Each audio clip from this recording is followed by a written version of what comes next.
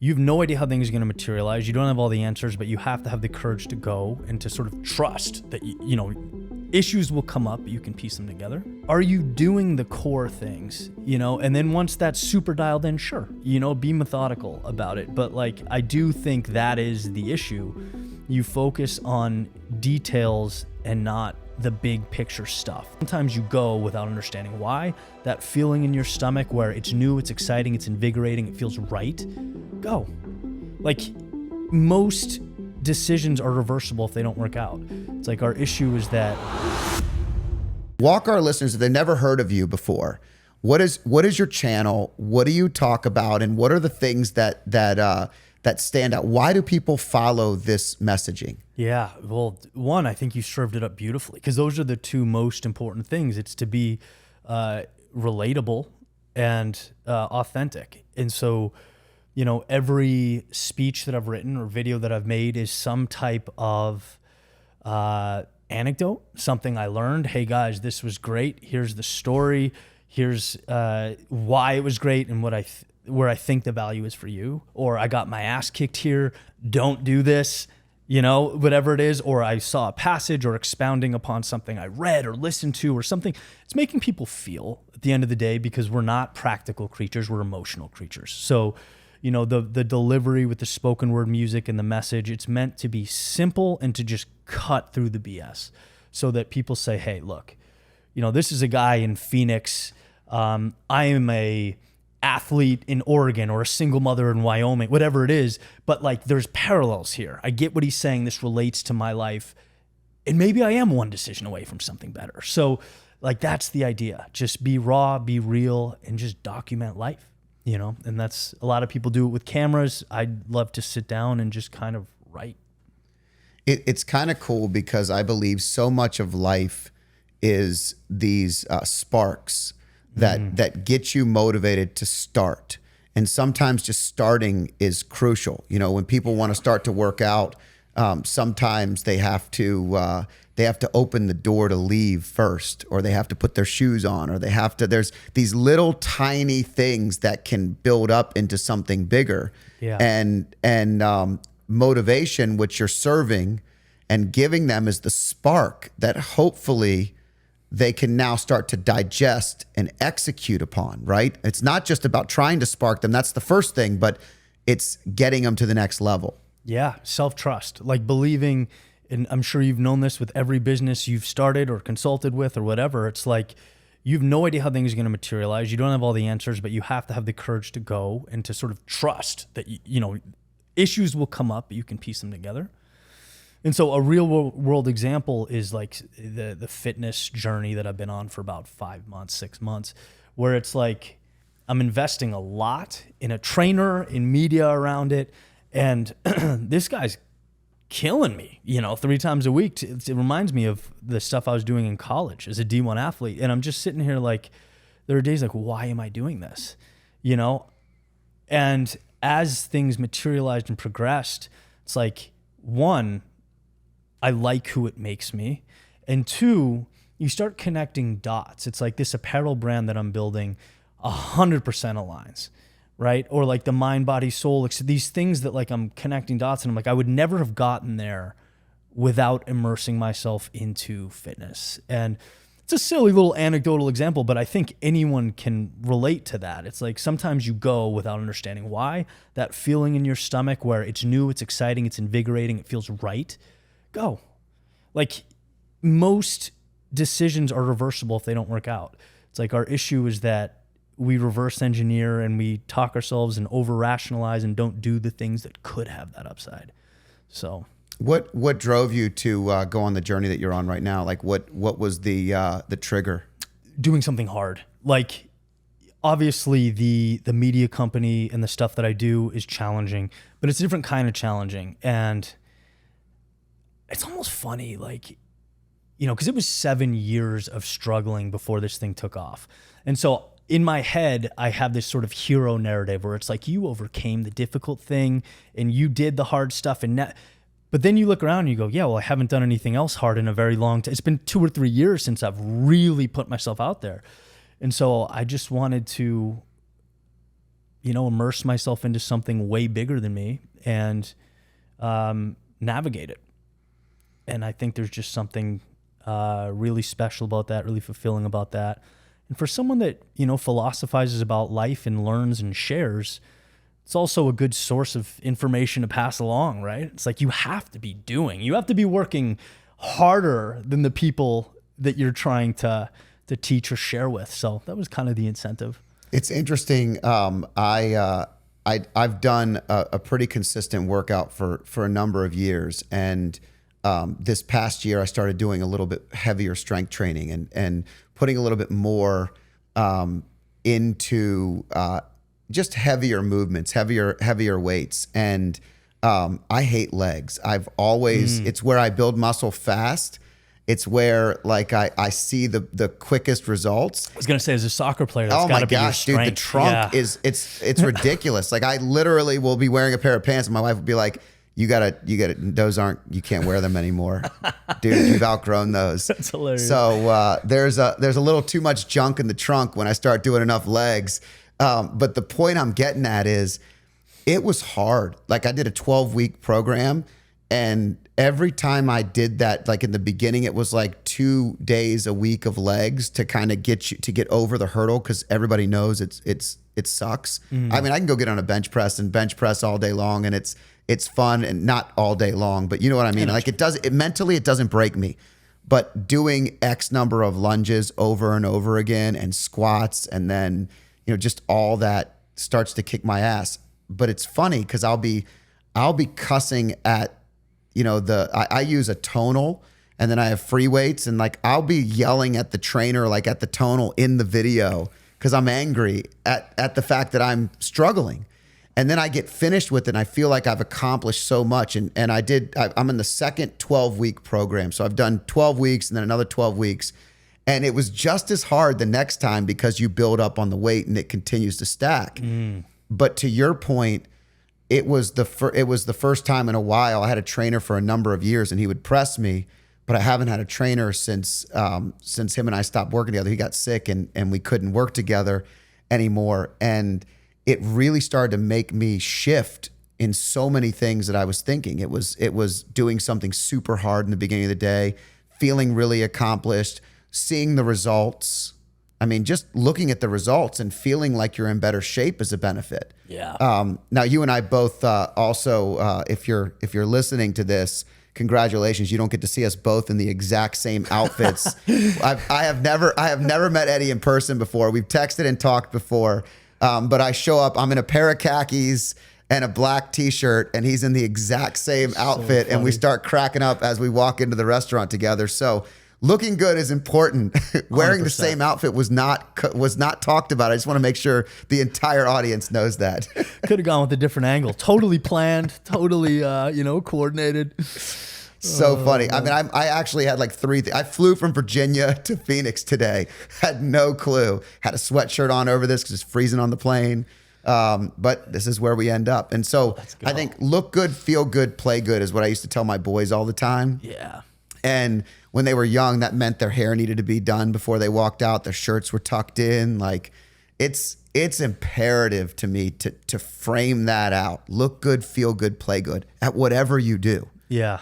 Because it really does make you better. It's the foundation of all things that you're going to produce, whatever you're producing.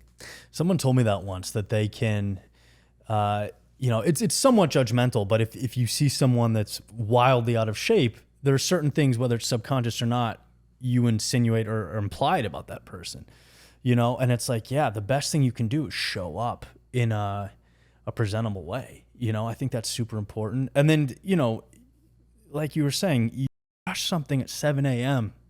that's hard, knocks you on your ass, and you get up, go back upstairs, shower, have some coffee. It's like you've done the hardest thing you're going to do that day.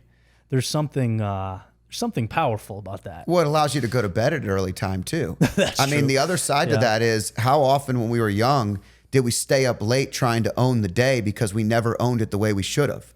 Yes. The discipline that you have in the beginning of the day helps shape the success and the results that we'll have at the end of the day. And so if I've accomplished enough in that day, I feel relief when I get home and when I relax. But so often early on in my life, I was like, I'll watch a movie before I go to bed, or I didn't do anything for myself. And it's not very, very successful that way. One other point, and I will be judgmental for one point, so you can judge me on this. I'm super embarrassed, but the guy that sat next to me on the plane today, literally all I could think about was how much this dude gave up. Like everything he when I was sitting next to him, he was super kind guy. I'm not trying to be rude, but he just was super out of shape, was breathing heavy. The clothes, everything smelled like mothballs, like super heavy mothballs. Like they were just like soaked in something and I just, in my brain, I kept thinking, I really want to make sure I stay focused and alive. I'm not judging him as a human. I'm not pressing him. I'm not calling him a name. I'm just saying like, he just in some way is not doing that part anymore. Yeah. And whatever gave him that maybe he has a great life, a great marriage, a great relationship, and he just feels like he can give up. But to me, that is like the ultimate thing that I don't want to get to. Yeah. If that makes sense. No, it makes perfect sense. I mean, a lot of, I'm sure you get this as well, a lot of DMs that I get are from people in that rut who have fallen off and, physically, mentally, whatever. And I think like, I can relate because I haven't physically, knock on wood, but I've been in mental slumps where it's just kind of like checked out. Right. And when you're in that spot, change just seems so monumental. And I think it's an opportunity for folks like us looking to help to remind people, you don't have to leap the mountain. It's baby steps. Like it's funny you mentioned like the rationalizing staying up late because you didn't win the day, right? There are little things like if you go to bed early and get up early, that's a little hinge that swings a big door. That'll change your life. Start eating a little better, start moving. There are things that like, they seem small, but if you do them repeatedly, they will change your world.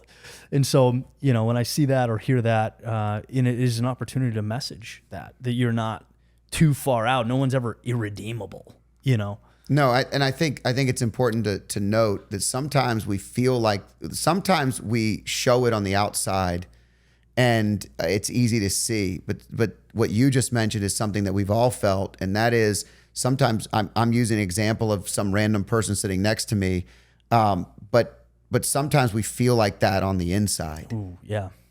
And just because you can't see it doesn't mean that it's not there. And so what you're describing with the mental load or the overwhelm or whatever it may be, we've all felt that way. That to me is another, big open door, is that if you focus on how you look good, your best. I'm not talking about what other people think. I'm talking about how you feel good. Whatever it is, like when I get up in the morning, I want to look in the mirror and feel like I'm strong, that I'm agile, that I can move. And these are simple things, but they give me so much motivation for the day. And the older I get, I'm 47 now. The older I get, it's funny, my workouts before I lift the heavy weights, you should see the 10 to 15 minutes I'm doing on mobility and stretching. It's a things must now. I never did. Yeah. It's unreal, but that's painful to me, but because it takes more time, but it's so much more valuable because now in some ways I'm moving better than I did 5 years ago. And I think these are things that you can start wherever you are right now. You're right where you're supposed to be. Yeah. It's how we pick up and start from that point. Tangent, but mobility has changed my life as well. Like 100%. I was always injured. Part of the reason I ran for 10 years and never lifted is because anytime I moved this arm over my head, I would feel like something would go wrong. And just got with people that are like, you're going to snap. You need to, and like, that's an example. Like the quote is by W. Clement Stone, little hinges swing big doors. What is your little hinge? And for me, mobility is that now I can show up. I mean, I still every once in a while tweak something and knock on wood, but like the problem's never been, will you go to the gym? Will you be disciplined? No, I'm there. It's can you, And so now like that's life changing and everyone's got their sort of version of that, So it's funny. That's a definite commonality. I think it's a good tangent to go on. Are you a cold plunge sauna guy, or are you doing that on a regular basis? So sometimes cold plunge sauna every day, or at least I try to every day. They're right next to each other. So like, but I've just noticed, like, other than the mental discipline that I think is invaluable, I notice my body tightening, and like, it's just different than when I leave the sauna and I feel loose and my muscles are relaxed. So I still hit it, but I used to be like religious cold plunge. And I, as you do these things, you realize what works for you and what puts you in a position to win. And I just, not a daily thing. Well, I have to I do it daily for the most part, but I have to break it up sometimes because it becomes its own obsession or addiction. So when you can't get it for a week or two because you're on the road or you're traveling, whatever it may be, you start to feel like your brain is forcing your body to feel tighter than it should because you're like, I don't have my outlets. And so for me, I always put these little tricks in where I stop doing something for like a week or so, and then I go back to it, or I start doing it every other day for 2 weeks, and just to kind of mentally unload that so I don't get so caught up in the methodology and the discipline. Like, discipline is phenomenal. Yeah. When applied in the right way, it is true freedom. But if discipline becomes obsession, then it becomes hard to shake some of the things that are going to derail you on a regular basis. Yeah. And there's a really important message there, because I love the idea that, it almost feels like trial and error. Like, one of my favorite concepts is you are your own experiment, and clearly you're tinkering and doing what works for you. And, in the personal development space, there's a lot of people thinking answers are black and white, or change is black and white, and how did this person do it, or I must listen to Huberman or whatever, and it's like, don't be ignorant. Info's great, but you have to experiment and see what works for you. And I think, that obviously comes through with your point there, but that's huge. I think in some ways, to that point, Eddie, it's almost like information overload. I find myself, I'm not hyper analytic, but I analyze enough that when I go down a rabbit hole, I mean, I can, if I want to learn something, let's say that it's a Huberman interview that I listened to your point, and he's like, oh, you want a cold plunge before you work out. Yeah. And, well, I do that sometimes. But if I have a lighter workout, I have no problem doing the cold plunge afterwards because I feel good. If I play soccer, I feel good if I cold plunge afterwards because my body is going to be hyper sore. Yeah. And so, but I go on these rabbit holes. I think sometimes we're in such a information overload space.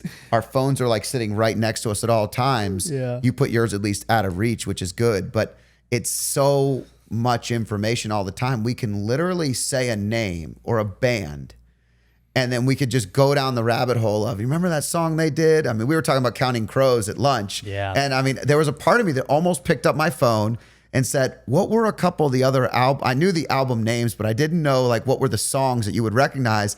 And I almost found myself grabbing my phone to Google it real quick or to pull it up on chat so I could say exactly what it is. And I think to some extent, it's so much better when we just start trying stuff and seeing how our body responds versus learning about it so much that we're paralyzed. Yeah, because you end up over-focusing on details, right? So like let's say that, I'm sure Huberman knows exponentially more about this than I do, but let's say he's right. And you lose 5% muscle growth every time you jump in the cold plunge right after you work out. Is that ideal? No. But what's more important? That you're hitting the gym, right? And so it's like, and if cold plunge makes you feel better, and if it's not cold plunging at all or going in right out, like, are you doing the core things, And then once that's super dialed in, sure, be methodical about it. But like, I do think that is the issue.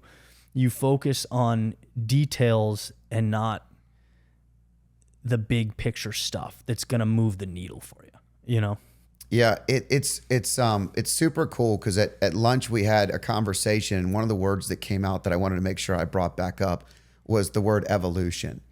And I feel like, and this is where I talk for a minute and let you think about the words so that you can come. I'm just kidding, because I'm just throwing it on you, and you don't know where I'm going with this, but With evolution, I feel like we both told a little bit of our story, and how it's like a scatter plot chart of all these random things that happen.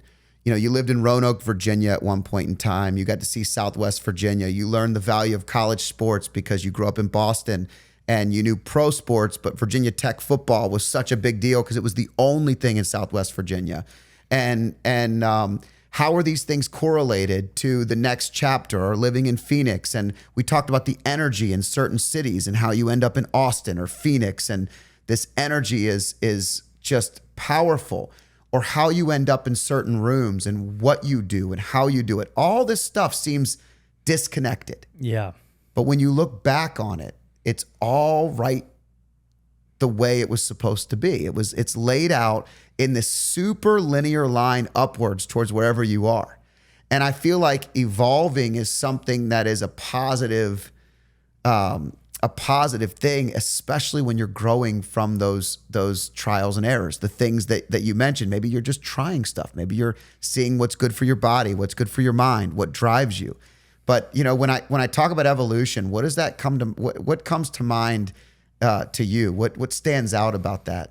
Yeah, it is the Steve Jobs, commencement speech, where it's like the dots make sense looking back, not forward. And I think there's a line that's like, you don't want to be walking around life like this, but you can't be so rigid in your approach that you miss some of the beautiful stuff that, you accidentally stumbled upon and I accidentally stumbled upon.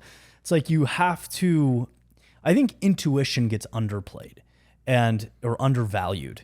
And it's like, if something feels right, sometimes you approach that in a methodical way, learn, assess, and move on. So my evolution, it's thinking back, it's a little wild. I get messages a lot from people that want to speak or go into personal development.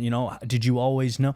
No, not at all. It was a process of saying no to the stuff I didn't want to do and moving towards the things that lit me up. And when you do that, you find yourself in a good place. So, it was the corporate world, the insurance industry, to music, to, film and writing, to combining those things on YouTube, to keynote speaking, which, by the way, the first couple times I did that were just atrocious, right? But like, you immerse yourself in that and you learn. Atrocious meaning like you just try to get through it and get done so that you can say you accomplished it, versus like, because I know sometimes when you're doing something, you feel like you want to do it, but then you kind of just go through the motions. Is that what you mean? Like, just the nerves, and like, basically I just spent the night before.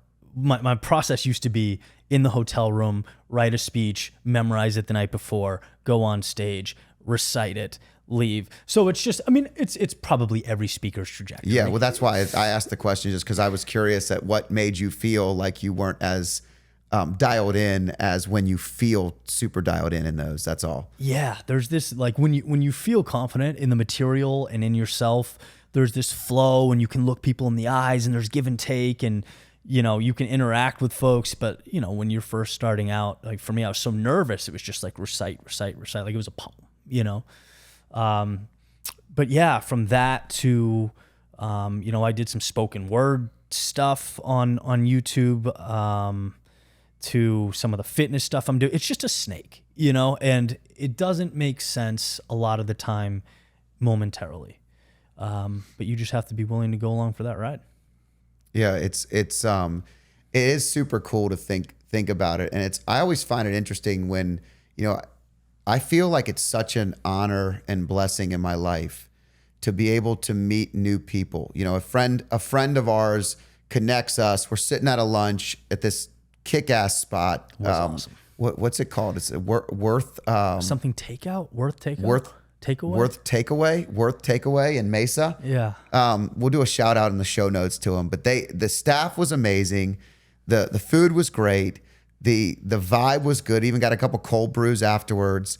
But you have a mutual friend that connects you, and then you're learning each other's story, and it's super intriguing. And you and I both have things that we're each trying, we're each working on and accomplishing in different areas.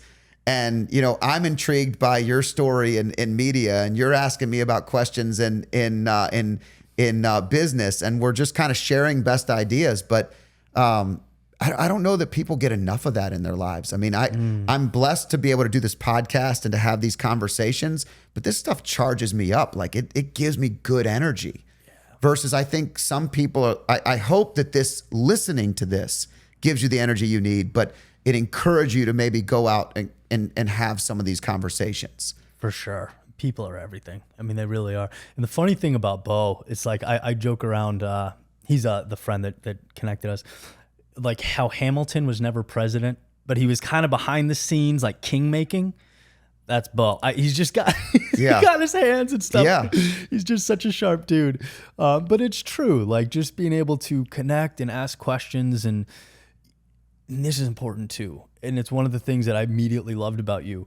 Not transactional, just a human relationship type conversation. And like, that's where the magic is. You know, there's too much. I feel like there's too many transactional relationships now, and in depth is falling to the wayside. And so anytime you can capture that with someone, it's just nice and valuable for everyone involved. Yeah, it's the givers versus the takers. I mean, at the end of the day, those that take are transactional. So everything is about, hey, will you be on my podcast? Great. There's no, hey, let's go meet for lunch and have a cup of coffee and eat some lunch, get to know each other, and then learn about each other's stories and share our favorite music, and then come into a podcast. We stroll in 10, 15 minutes late from the studio that we rented.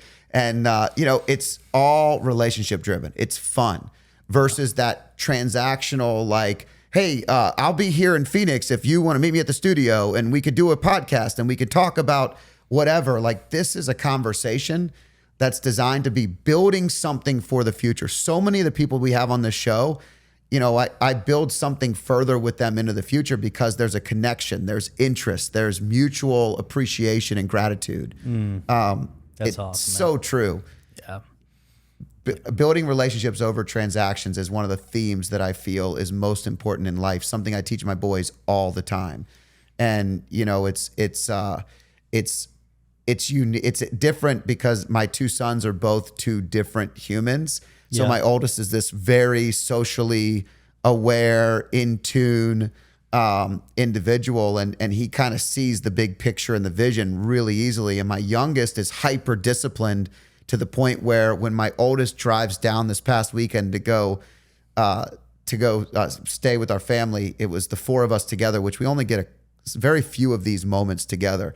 And so my oldest leaves, drives all the way down to meet and hang out with my youngest before my wife and I arrive the next day.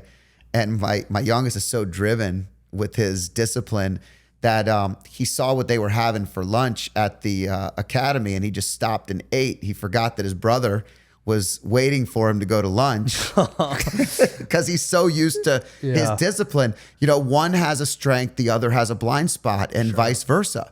And so I'm having this conversation all the time. Like when the youngest came home that day, I was like, dude, your brother came all the way out here.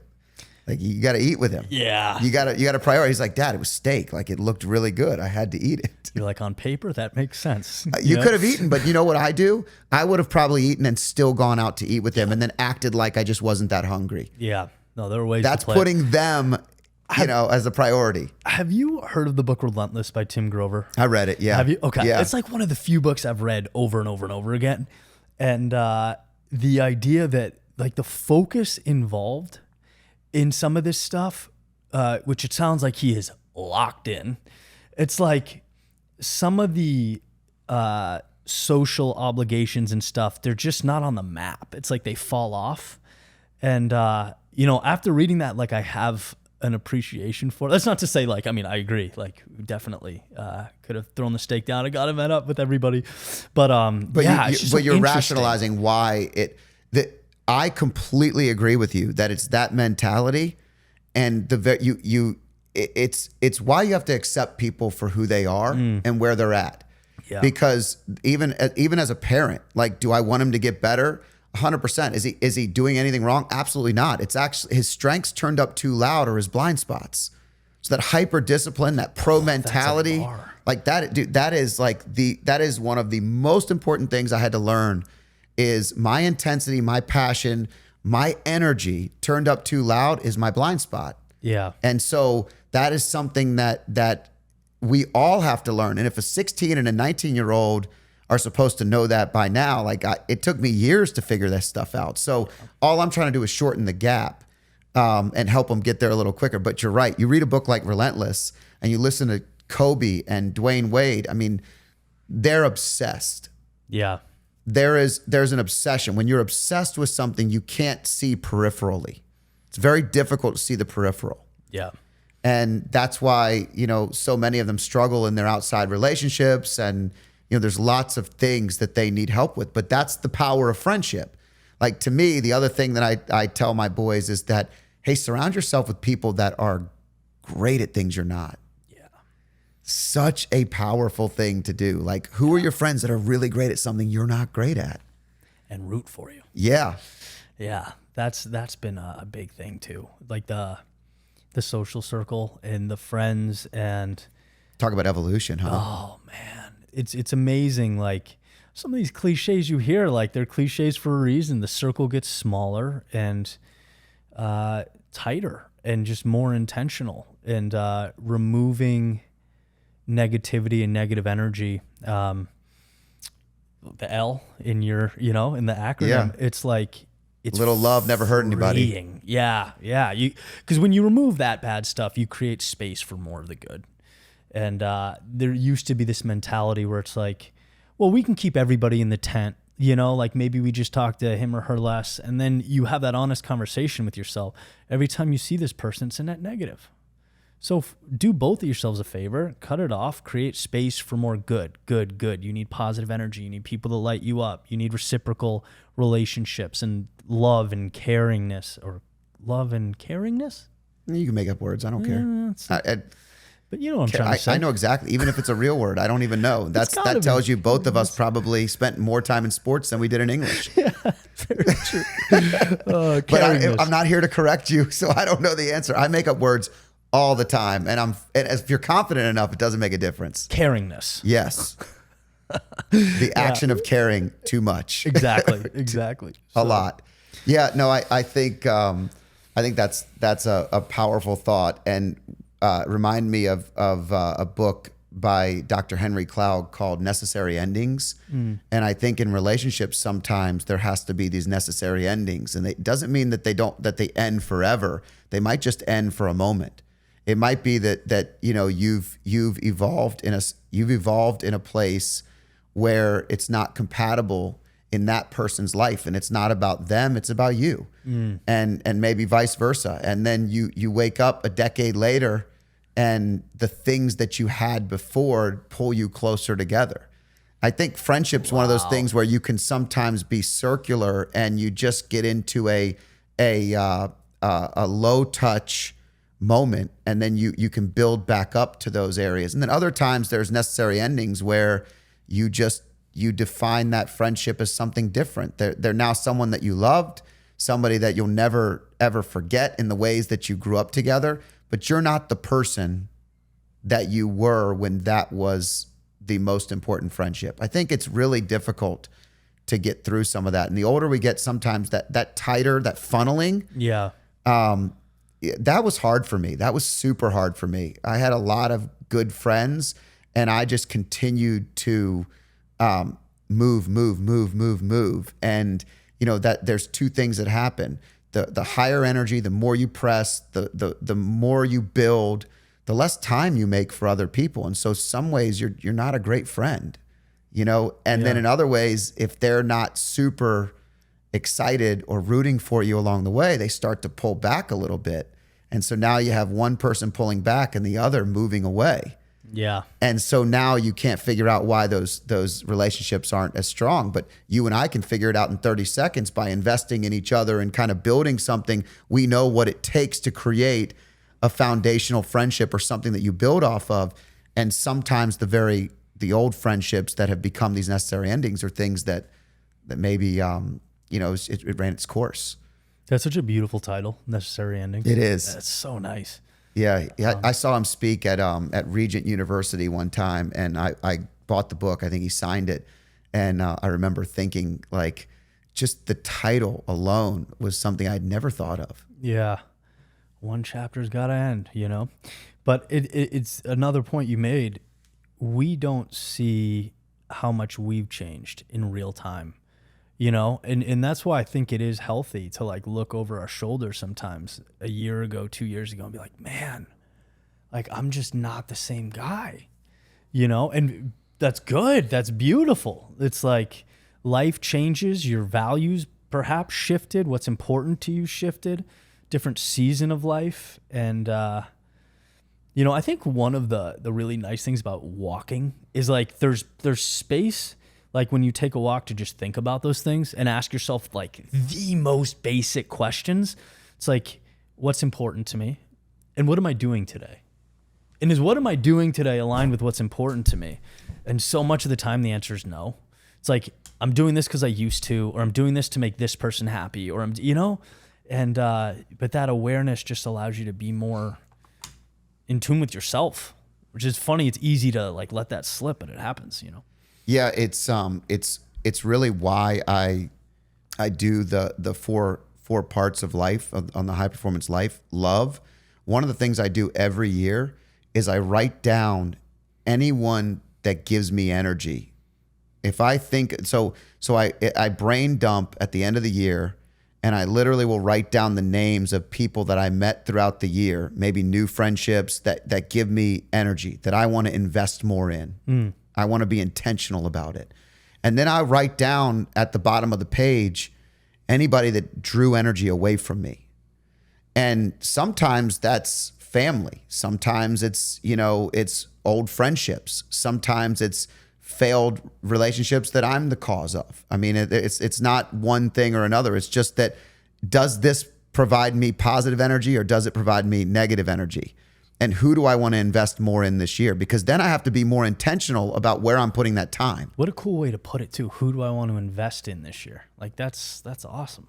Yeah, but it's also, I think that's a great point. I think it's also about investing in myself though. By investing in others, I'm going to get that 10 times, that 10x result in coming back to me if I do it with all of myself. If I give my authentic self to help somebody else, to spend some time with someone that I think I can make a difference in their lives, or sometimes it's just, man, my childhood best friend from, you know, 8th, 9th grade on, and I still get together and I go down to my beach condo. He meets me down there. We ride bikes. He spends the night. Like we drink wine on the patio. Yeah. Like it's like we're in the 10th grade all over again. And this time we talk about faith and we talk about life and we talk about family and, you know, failures and stories that, you know, we haven't forgotten. And I mean, it's really uncomplicated, but it's really powerful. So it doesn't have to be so in depth, but I just think if I don't recognize some of that stuff, I'm putting my time in too many places that just suck the energy out of my life. Yeah. Well, good relationships, I feel like require, like, as you're saying this, I'm thinking about some of my best buddies that I haven't talked to in a year and a half, 2 years, right? Because they require some effort. And I can think of, you know, a handful that, like, you know, when I get in the car and we leave here, just shoot them a note, you know, just keep that energy going. Dude, the voice text is crucial. Oh, that's my game. The voice text is like, I was a buddy of mine the other day, his daughters one graduated. They're like volleyball superstars. And you know, I like this guy a lot. He's been a good friend of mine for years. And I just left him a voice text. I was like, hey, dude, I saw how beautiful your family looks. Congratulations. I saw your last daughter went to college. That's awesome. That's got to feel like a great accomplishment. I also know how empty that feels. Dude, I'm here. I know I'm not a good friend. I'm not around a lot, but I just wanted you to know I was thinking about you and rooting for your family. That's my voice text.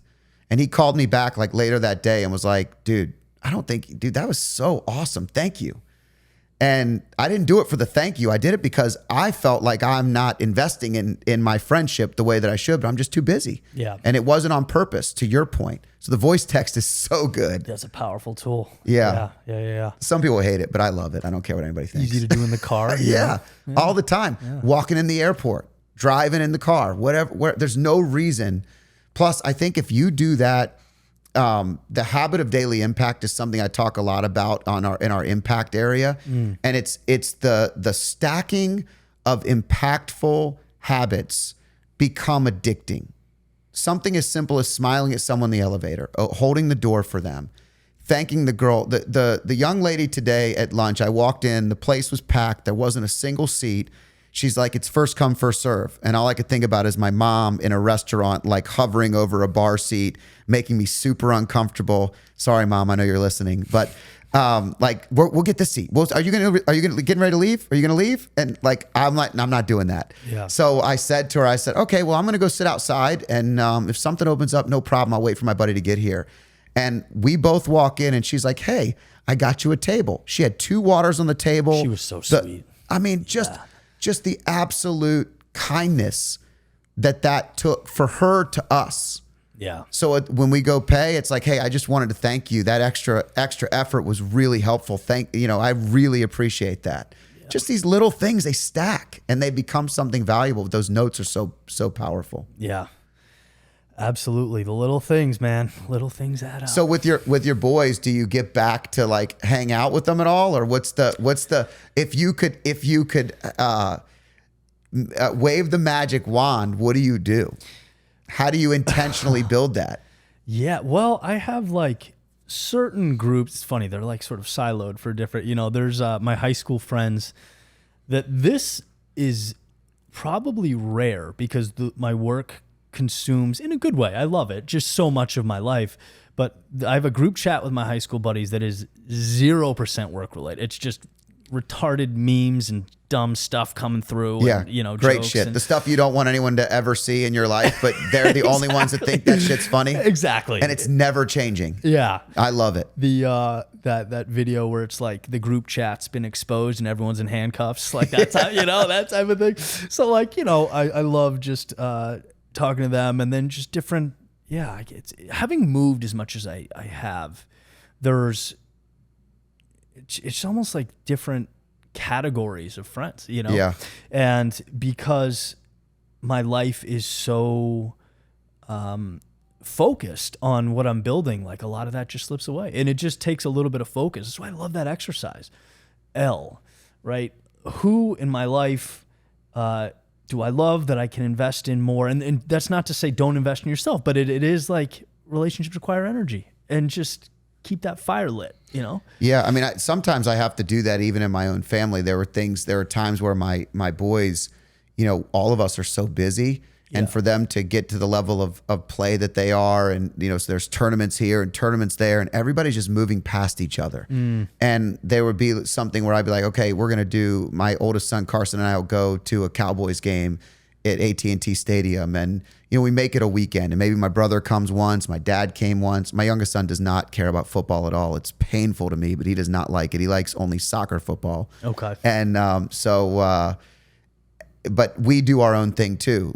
When he's into music, I took him to see Andrea Bocelli when he was like 13 years old. We sat right on the side of the stage and like walked to the arena and had like this great experience. I tried to write some of that stuff down, because it's not just investing in the people that I'm not seeing. It's also investing in some of the people that I love the most, that sometimes can get lost in the mix. Yeah. Because all of us are busy.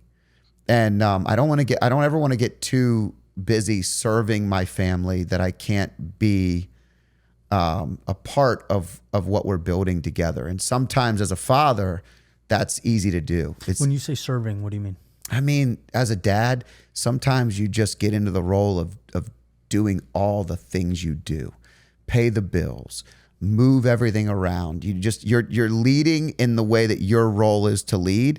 And sometimes that means you've fallen into a role and you're not as present as you want to be. I see. Does that make sense? Yes.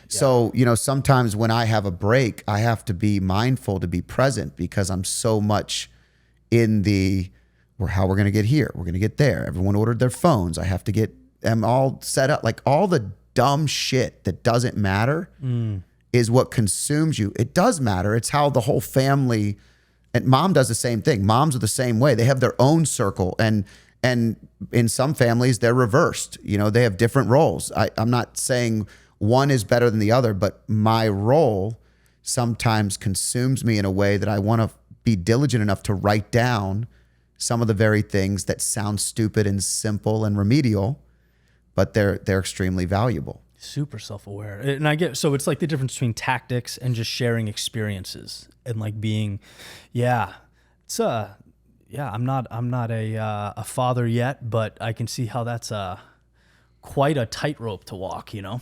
I think it's honestly gonna work in any relationship. Yeah. It doesn't matter whether it's your girlfriend, your wife, your kids.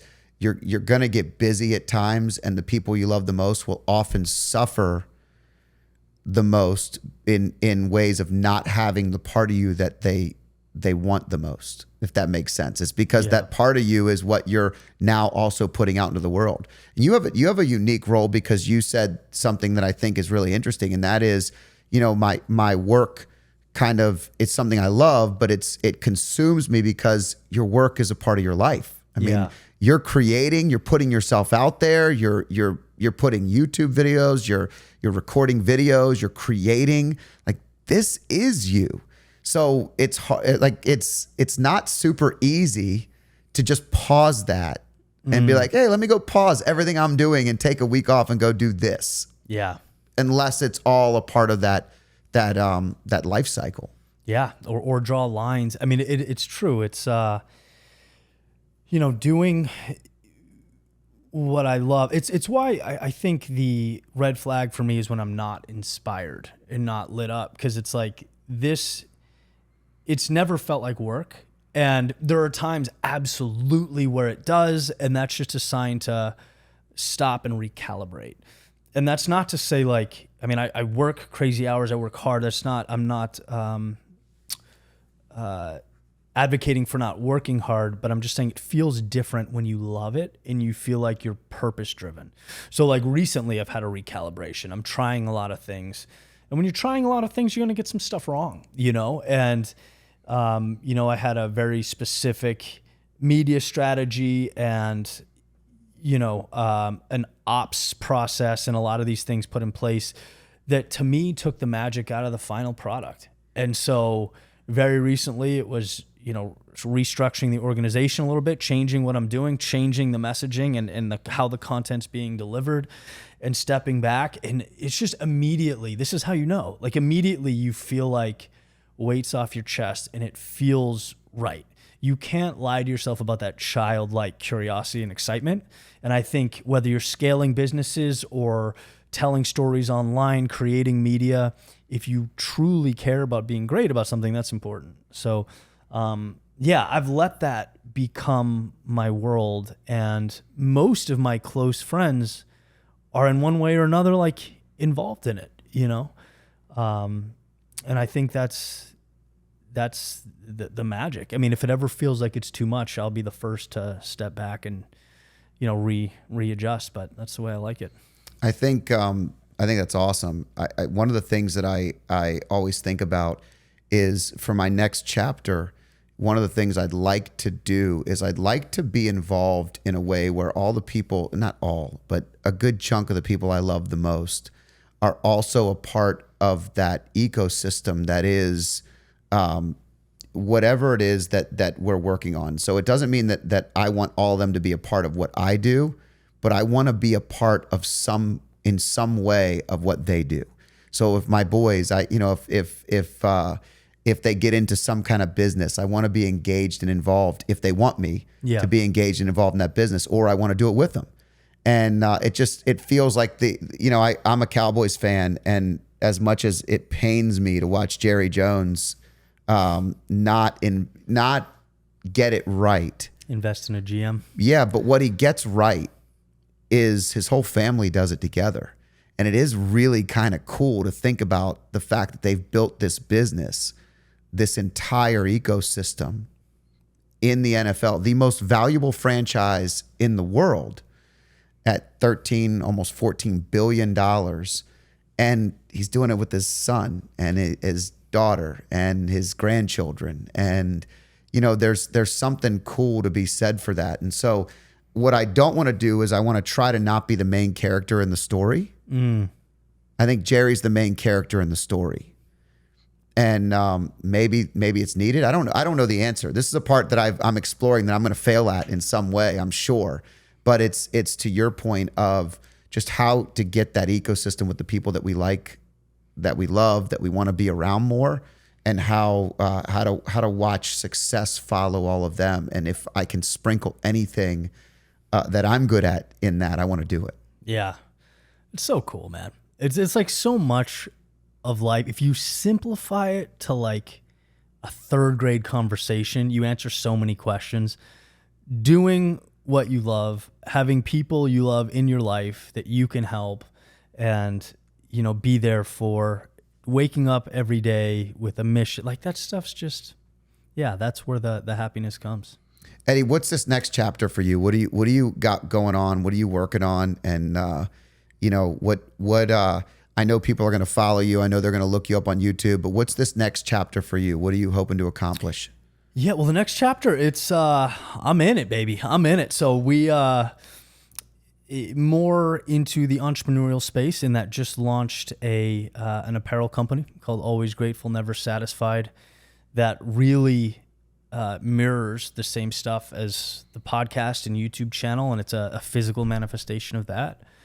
And linking with some great people, my trainer and a good friend and entrepreneur, to create sort of an academy, mind, body, soul, and bring people from 0 to 1 in their their physical appearance, how they see themselves in the world, the mental outlook, the spiritual outlook. And so, yeah, I'm going to be taking a lot of the lessons I've learned over the last 10 years and putting some of that energy into these new ventures. So really looking forward to it. That's awesome. Yeah, so if people want to follow you, what's the best way to find your stuff, and how can they buy your gear? How can they find your material? How can they get motivated to start taking the right steps forward? Yeah, so the podcast is probably the best way to consume the content. So that's just Eddie Pinero, or the Your World Within podcast on YouTube and Spotify. And I think we have a clown car going by right now. Yeah, that's crazy. Are we? The geese are flying over us. I don't know if anyone else can hear that, but that is unreal. So We're getting bombed by geese right now. Yeah, I'm glad I'm not outside. Or it was a clown car. We are in Phoenix. It could be a clown car. It's true. It's very true. God, that was perfect. It was literally as you were giving us the pitch. That's great. But yeah, podcast, Your World Within on Spotify or YouTube. And then if you want to shoot me a note, ask me a question, anything like that, I'm very accessible on Instagram, just Eddie Pinero. So, well, Eddie, it's been a blast to hang with you today. Likewise, and chill on this couch in this cool studio. Shout out to the podcast studio we're in now. They did a great job, and it's been fun, and hopefully this can be the beginning of a couple of conversations, because I definitely enjoy learning about what you're doing, and I think we could do this many times. So thanks for joining me, and we'll look forward to the next one. Likewise. Appreciate it, Scott. I hope you enjoyed this podcast. If you liked it, there's more where this one came from. Click here and enjoy some more.